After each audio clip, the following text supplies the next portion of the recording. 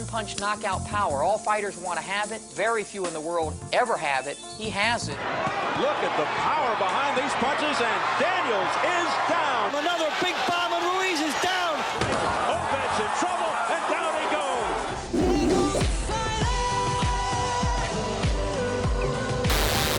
I was introduced into boxing at the age of 7 through the love of my father. He absolutely loved the sport of boxing. He didn't introduce the sport into me. He forced, and I repeat, he forced me into boxing. Maybe he got beaten up when he was young. So he thought, oh, teach my son how to fight.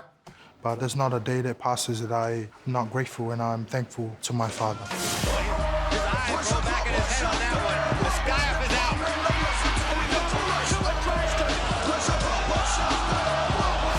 When we first moved into this country, I didn't see much of my dad.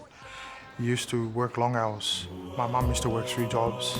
4 brothers for me and 4 sisters, and 10 other relatives living with us. So, you know, that was always tough. You know, we did the best we could.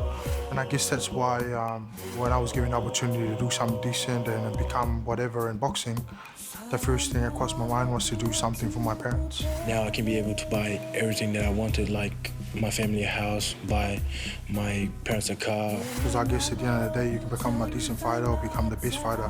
But if you don't become a decent person, that doesn't mean anything.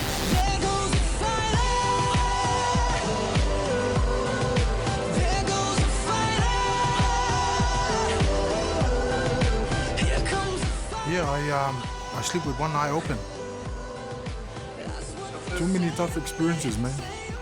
To be going through the fire and the challenging times, you know, of my life as a young fella. There were times that when these things happened, that I could have gone the other way.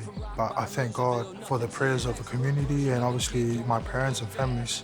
I'm here today because of that. It's gonna take a couple right hooks, a few left jabs for you to recognize you really. I'm sad to say, but my heart is not in it anymore. I think it's time for me to try something else.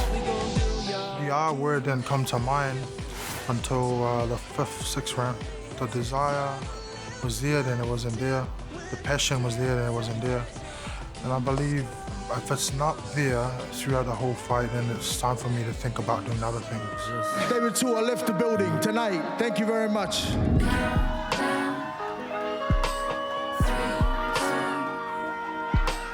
Me and Gusman, we are very honored and very privileged to be given an opportunity to share what we have with the Manusina. You know, the Manusina women rugby team. Recovery is so important.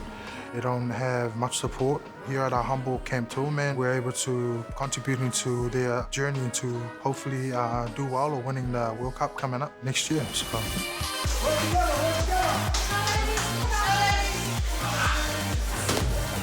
He's an inspiration to especially a lot of the South Auckland community, Samoan community, Polynesian, Pacific community. For us, it's, you know, we want to be at that. We want to be the best that we can be, just like David Tua. It influences us to become that better person, and just like his quote today, be better than him. You know, don't be like him, but be better than him. Oh, it'd be interesting to see if anyone can surpass what he's done. Yeah, he's set a big example for everyone to follow. I think everyone here is really proud of him. Hey, yo, I came a long way since back in the day. From a teenager trying to make it rap in this way. Where things are at, I haven't done too bad. I've been given an opportunity to fight some of the greats in the game, and I've done pretty good against them. And I've fought some of those who have gone and win world titles. The most important thing that I'm happy about is that my health is in place and I can still spell my name.